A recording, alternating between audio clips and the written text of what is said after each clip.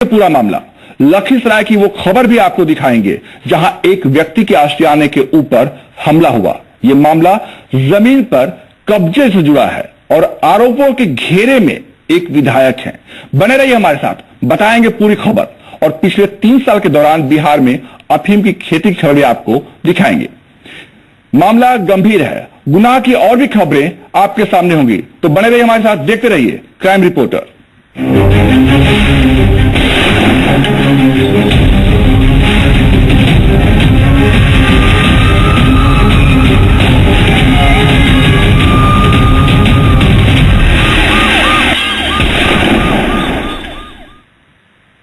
हम आपको जो खबर दिखाने जा रहे हैं वो लखीसराय से है।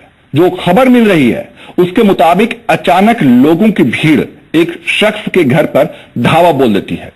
आरोपों के मुताबिक भीड़ के पास हथियार, बुलडोजर भी थे और फिर जमकर उत्पात मचाया गया। आशियाने को तोड़ दिया गया, आग लगाई गई।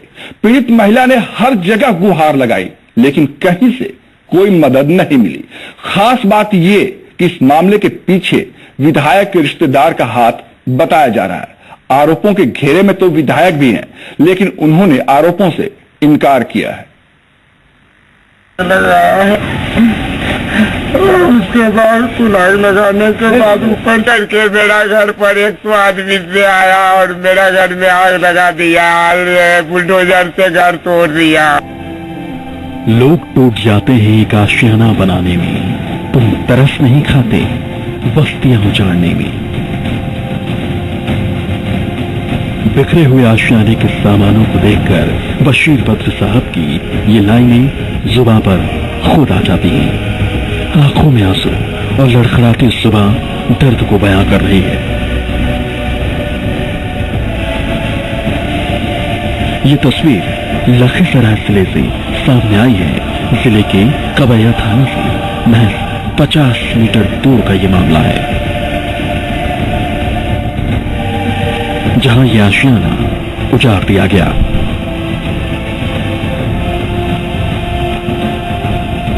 बुलडोजर चलाकर रौंद दिया आशियाना। विधायक के दबंगों की ये कैसी करतूत। धू धू कर जल गई गौशाला।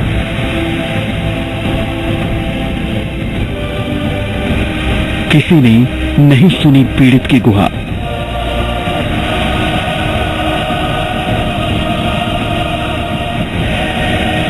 कबैया थाना से महज 50 मीटर दूर शहरी वार्ड संख्या 30 का यह मामला है। चंदन सिंह सरस्वती शिशु मंदिर चलाते हैं।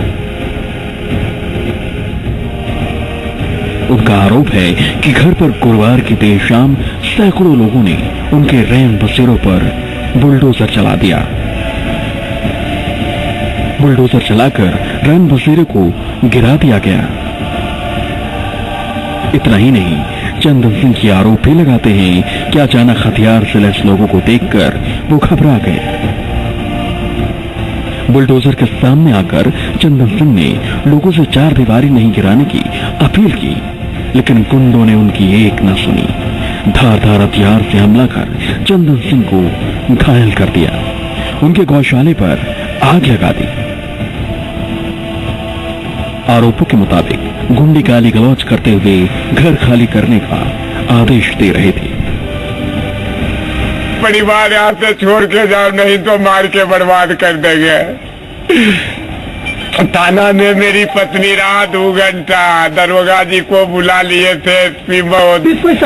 कुछ नहीं, 2 घंटा तक मेरी पत्नी कलपती रोती कबैया थाना में रही। और कहा है बड़ा बाबू तो एसपी कोठी पे, वही चाय उनका चल रहा था। कोई नहीं आया? कोई नहीं आया, पुलिस देखने के लिए तक नहीं आया और हम को डांटना शुरू किया।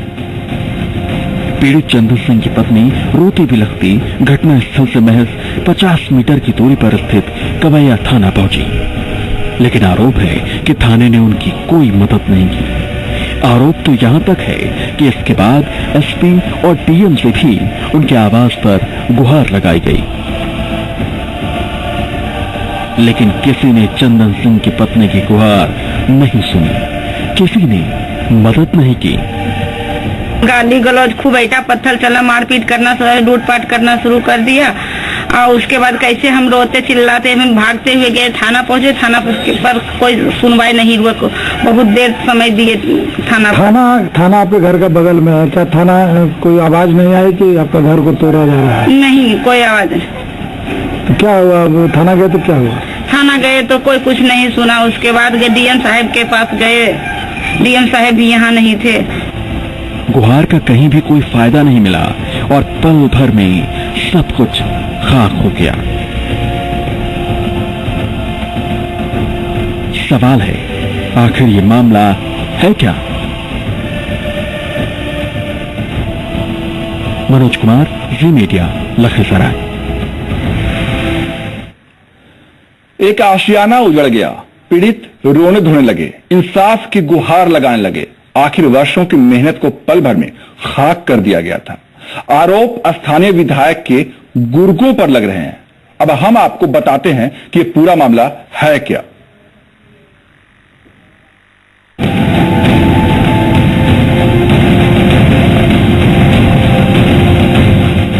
लखीसराय के बीजेपी विधायक विजय कुमार सिन्हा के करीबी रिश्तेदार हैं हिमांशु सिंह।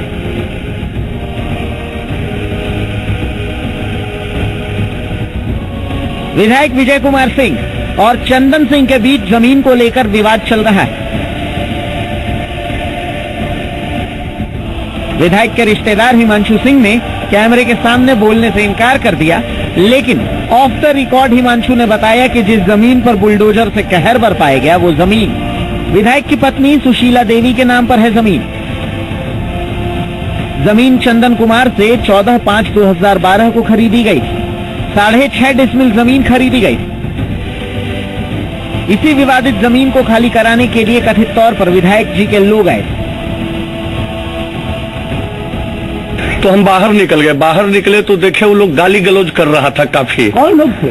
ये हिमांशु नाम करके कोई, उसी में से एक आदमी आवाज दे रहा था हिमांशु हिमांशु करके। और शायद विधायक जी का कोई रिश्तेदार है। तो देखे उसके बाद वो गाली गलौज करते हुए गेट में लात मारने लगे। जब गेट नहीं खुला तो बुलडोजर भी वो लेके आए थे। और उसके बाद वो जो है सो दीवार को तोड़ दिया, गाली गलौज करने लगे, आग उग लगाने लगे। इस विवाद के बारे में विधायक विजय कुमार सिन्हा ने किसी भी तरह की जानकारी होने से इनकार कर दिया। विधायक के मुताबिक वो 15 नवंबर से ही दिल्ली में है। क्या हुआ, कैसे हुआ, कौन किया? आकर के मेरा घर पर 100 आदमी से आया और मेरा घर में आग लगा दिया, बुलडोजर से घर तोड़ दिया। कौन तोड़ा? विजय कुमार सिन्हा। कौन है? बीजेपी का विधायक। और क्या कहा? और कहा कि पूरे परिवार यहाँ से छोड़ के जाओ, नहीं तो मार के बर्बाद कर देंगे। थाना में मेरी पत्नी रहा 2 घंटा। दरोगा जी को बुला लिए थे, एसपी महोदय मेरा घर तोड़वाए हैं। क्या पुलिस कोई सहयोग नहीं किया? कुछ नहीं। 2 घंटा तक मेरी पत्नी कलपती रोती कवैया थाना में रही। और कहा है बड़ा बाबू तो एसपी कोठी पे, वही चाय उनका चल रहा था। कोई नहीं आया? कोई नहीं आया। पुलिस देखने के लिए तक नहीं आया और हम को डांटना शुरू किया। वहीं इस बारे में जिले की पुलिस का कहना है कि मामले की जांच के बाद जो भी दोषी होगा उसके खिलाफ कड़ी कार्रवाई की जाएगी। उन्होंने कंप्लेन दिया है, उसके प्रयास स्टेशन के लिए हमने भेज दिया है और जनपद तक आगे की कार्रवाई जो भी होगी वो कार्रवाई किया जाएगा। जमीन का ये मामला तूल पकड़ता जा रहा है। मामला पहले से ही कोर्ट में है। अब इस नए मामले में पुलिस की जांच के बाद ही आरोप प्रत्यारोप के बारे में स्थिति साफ हो पाएगी। मनोज कुमार, जी मीडिया, लखीसराय। किसी की मजबूरी थी, लेकिन किसी ने उसका फायदा उठा लिया। एक महिला जो गई तो थी आशियाने के लिए, पर उसे आशियाना तो नहीं मिला, उल्टा एक वहशी ने उसकी आबरू लूट ली, वो भी हथियार के बल पर। सब कुछ लूटने के बाद अपना दर्द उसने दुनिया के सामने रखा और वहशी की करतूत से लोगों में उबाल आ गया। पिटाई की और उसे कर दिया पुलिस के हवाले। देखिए रिपोर्ट। इंदिरा आवास के नाम पर गंदी हरकत, आधार कार्ड के बहाने रेप का आरोप, पुलिस की गिरफ्त में आरोपी। साहेबगंज की एक महिला ने सनसनीखेज आरोप लगाए हैं। महिला के आरोप की माने तो इंदिरा आवास बनवाने के नाम पर बुलाकर उसके साथ बलात्कार किया गया। ये मामला राधानगर थाना इलाके का है।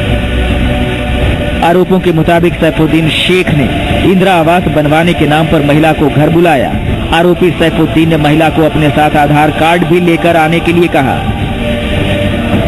ताकि उसका काम कराया जा सके, और फिर जब महिला आरोपी घर पहुंची तो पिस्टल के दम पर उसके साथ आरोपी ने बलात्कार किया। पीड़ित महिला का पति गांव में नहीं रहता है। इतना ही नहीं, पीड़ित महिला हिंदी में बात भी नहीं कर पाती। पीड़ित महिला ने अपने साथ बीती घटना को अपने परिवार वालों को बताया, जिसके बाद परिवार वालों ने गांव वालों के साथ मिलकर आरोपी सैफुद्दीन को पकड़ लिया और फिर उसकी जमकर पिटाई की। अपना गेट का खिड़की लगाकर अपना घर में ले जाकर को अपना घर का खिड़की लगाकर इसको जोर जबरदस्ती पिस्तौल दिखाकर इसको रेप कर लिया है। हालांकि इस मामले में आरोपी सैफुद्दीन ने अपने खिलाफ लगे आरोपों से इनकार किया है। सैफुद्दीन का कहना है कि उसे गांव वालों ने पकड़ लिया और फिर बेवजह उसके साथ मारपीट की, और जब पुलिस मौके पर पहुंची तो बलात्कार के आरोप में उसे पुलिस के हवाले कर दिया गया। कुछ नहीं मालूम सर, तो नहीं, कल 10 बजे बैंक जा रहा था। अगर 1000 रुपया 500 रुपये नहीं चलता है तो 7000 रुपया हम जमा करने जा रहा था बैंक में। अरे शाम को नाथपुरी पुल है ना, उसमें हम जैसे ही पकड़ लिया, पागल मारना शुरू किया। कुछ बोलता है, बोलो क्या हुआ, कुछ नहीं बोलता, मारते मारते हमको लेके चला गया था। आखिर मरना में लेके छोटा कर मरना में सब आदमी घेर ले गए। किसलिए मरता है, कहा उस अच्छा आदमी किसलिए मरता है, वहाँ सब मैंने पिस्तौल देखा था, वो लोग को भी लेके चला गया। पीड़ित महिला के परिवार ने इस मामले में पुलिस के पास केस दर्ज करा दिया है। पुलिस पूरे मामले की जांच में जुटी है। पुलिस ने रेप का मामला दर्ज कर लिया है। आरोपी फिलहाल जेल में है। जेल में बलात्कार का मामला में एफआईआर दर्ज की गई है। अनुसंधान जारी है। अनुसंधान उपरांत के जो तथ्य सामने आ रहा है उसी के ऊपर कार्रवाई की जाएगी। अब ये पुलिस जांच के बाद ही साफ हो पाएगा कि कौन सच बोल रहा है, कौन झूठ। निर्भय ओझा, जी मीडिया, साहेबगंज।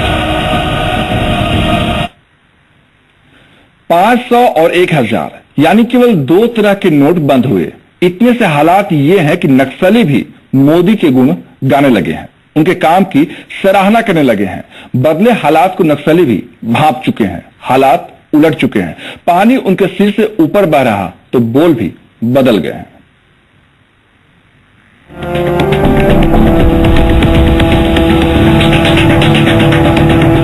नोट की गर्मी ना हो तो अच्छे अच्छे पस्त हो जाएं। रुपए के बल पर ही नक्सली और आतंकी कूदते रहें। सरकार और प्रशासन को चुनौती देते रहें, लेकिन ये चुनौती भी अब फुस हो गई।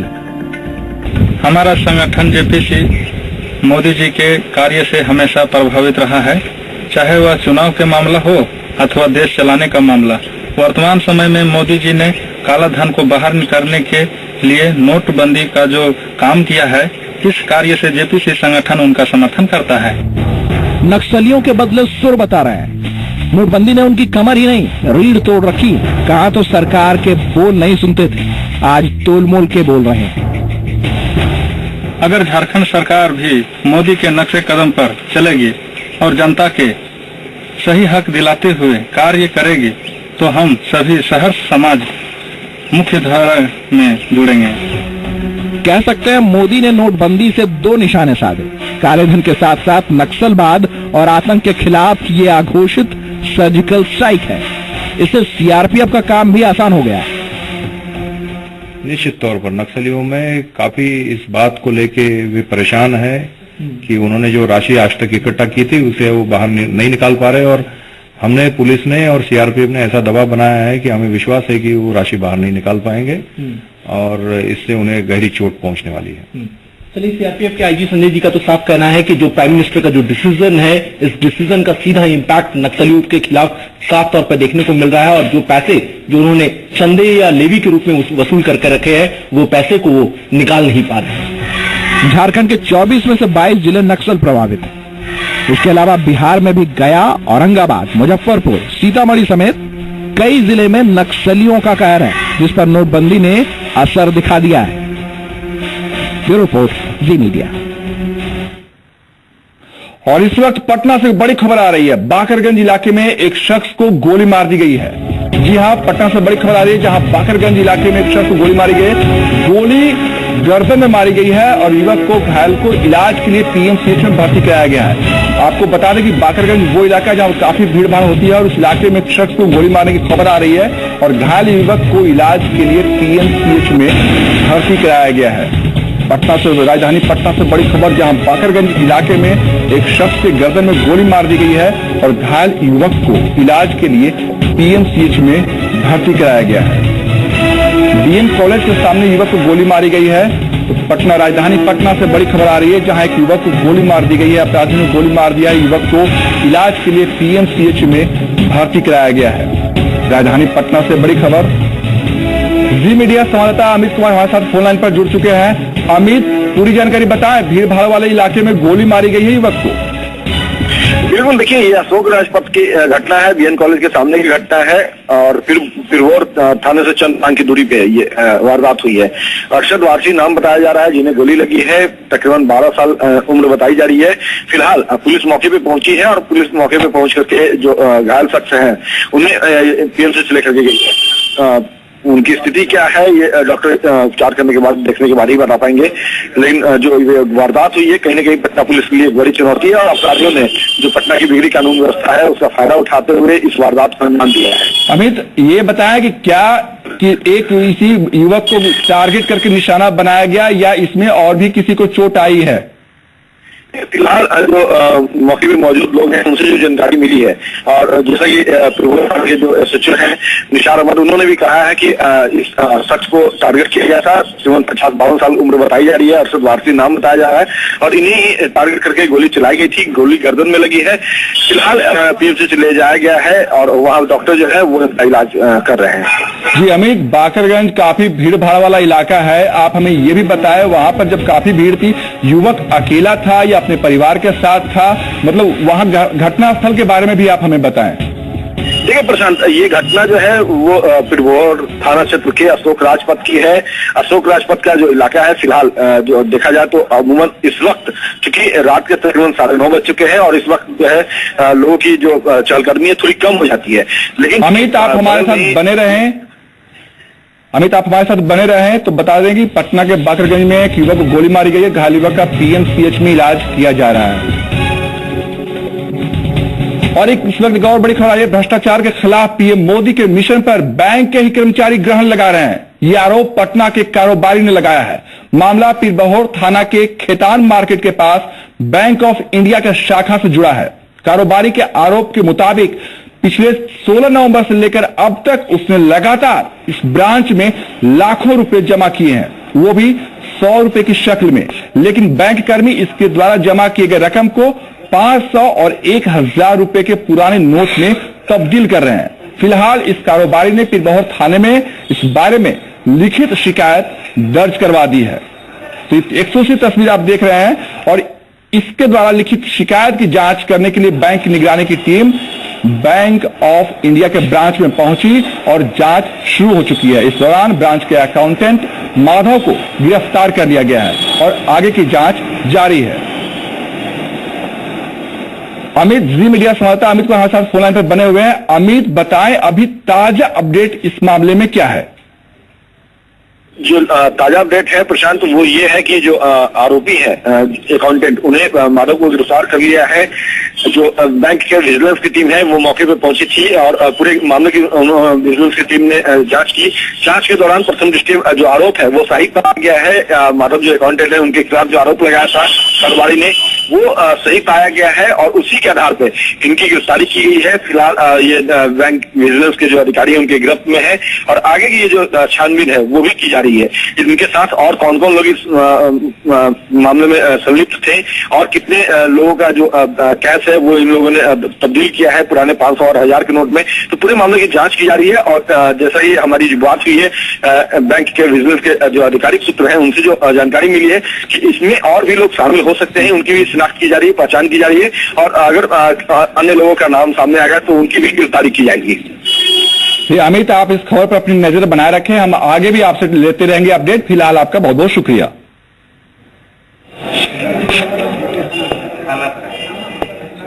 तो ये आपको बता दें कि पीएम मोदी के सपने पर ग्रहण लगाने की कोशिश, बैंक का कर्मचारी शामिल है काले धन को सफेद करने के मामले में। और आप एक्सक्लूसिव तस्वीरें अपने टीवी स्क्रीन पर देख रहे हैं जहां बैंक का कर्मचारी पुराने 500 और 1000 के नोटों को बदलकर नए नोट दे रहा है।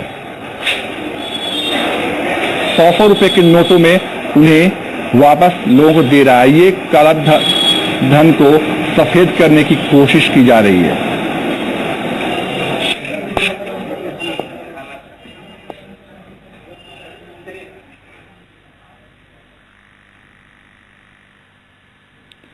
अब हम आपको एक शिक्षा के मंदिर की तस्वीर दिखाते हैं जहां काली कमाई का चढ़ावा मान्य है। नोटबंदी के बाद उम्मीद की जा रही थी कि कालाबाजारी का खेल खत्म हो गया, लेकिन जिन्हें आदत लग गई है वो सफेद को अब भी काला करने पर आमादा है। हमने मुजफ्फरपुर के एक स्कूल का स्टिंग किया। देखिए कैसे यहां भोली सूरत और खोटे दिल वाले काली कमाई का खेल कर रहे हैं। शिक्षा के मंदिर में काली कमाई का चढ़ावा। चेक लेने को लेकर कर रहे हैं चिकचिकबाजी। चेक पर क्यों चित्त हो रहे हैं स्कूल? चेक से क्यों लगता है डर? मुजफ्फरपुर से एक ऐसी ही तस्वीर सामने आई है। यहाँ निजी स्कूल में कैसे लोगों के खून पसीने की कमाई के सफेद रुपए को बनाया जाता है काला। जी हाँ, काली कमाई के शौकीनों का मिजाज अब तक नहीं बदला है। शहर के नॉर्थ पॉइंट चिल्ड्रन स्कूल में जी मीडिया की टीम पहुंची। काउंटर पर एक अभिभावक अपने पुत्र की फीस जमा करते दिखे। अभिभावक बैंक के चेक में पेमेंट करना चाह रहे थे, लेकिन स्कूल ने चेक लेने से साफ इनकार कर दिया। दोनों के बीच बकझक होती रही, लेकिन चेक नहीं लिया गया। हम लेके क्या करेंगे? चेक आप लेके अपने अकाउंट में डालिएगा। बैंक स्कूल का अकाउंट नहीं है आपके यहाँ। स्कूल का है, आईडी बच्चा का नहीं, वो किया जाएगा तो लिया जाएगा। उससे हम तो स्कूल के नाम पर चेक काट रहे हैं ना। अपना कैसे हम निकाल मिलाएंगे चेक? तो भैया से चेक तो आपको आप न जानिएगा, चेक कैसे नहीं मिलाइएगा? आपके अकाउंट में पैसा जा रहा है, आप आईडी के नाम पर तो एक मेरी बात समझिए। हमको हाँ बच्चा का ही है, आप देखिए वहाँ पर बैंक में थोड़ी है, समझिए बात। तो बैंक से फिर बच्चा का बैंक अकाउंट थोड़ी होगा। अभिभावक और रिपोर्टर के बीच काफी देर तक तू मैं चलती रही। इस बीच काउंटर पर बैठे कर्मी से हमने जब सवाल किए, उसने पहले तो टालना चाहा और फिर अपना तर्क देने लगा कि चेक बाउंस हो जाएगा तो क्या होगा। तर्क मिजाजी के कुतर्क सुनिए। मान लीजिए कि चेक बाउंस कर जाएगा, चेक लेकर उनको दे और चेक बाउंस कर जाएगा तो उसके बाद क्या होगा? फिर उसके लिए एक परेशानी का सबब बन जाएगा। यहाँ की गार्जियन लोग बहुत लोग बोलते हैं कि हाँ भाई ठीक है तो चेक देंगे, लेकिन चेक देने का मतलब है कि वो बाउंस कर जाएगा तो उसमें कोई परेशानी हो जाएगा, भारत को फर्दरी हो जाएगा। भारत के प्रधानमंत्री ने कहा था कि ज्यादा से ज्यादा लोग चेक के माध्यम से, इलेक्ट्रॉनिक के माध्यम से प्राप्त करेगा, बाउंस कर जाएगा। नहीं, बहुत ऐसे जो है गार्जियन वो चेक का बात तो बोलते हैं, लेकिन होता क्या है कि अगर चेक बाउंस कर जाएगा तो उसमें से फिर प्रक्रिया हो जाएगा ना, तो परेशानी पड़ेगी ना हमारी। हमारे कैमरे में स्कूल के कारस्तानी कैद थी। काली कमाई का कच्चा चिट्ठा है। स्कूल प्रशासन खामोश है, बस एक नोटिस बोल रही है कि बैंक का चेक और ड्राफ्ट मंजूर है, लेकिन ये ऊपरी दिखावा है। सोच अब भी काली कमाई की बनी हुई है। मुजफ्फरपुर से अरुण श्रीवास्तव के साथ ब्यूरो रिपोर्ट, जी मीडिया। क्राइम रिपोर्टर में आज के लिए इतना ही, लेकिन आप रहिए सावधान और बाखबर, क्योंकि जुर्म कहीं भी और कभी भी हो सकता है। हम आते रहेंगे आपको सावधान कर दे। फिलहाल नमस्कार।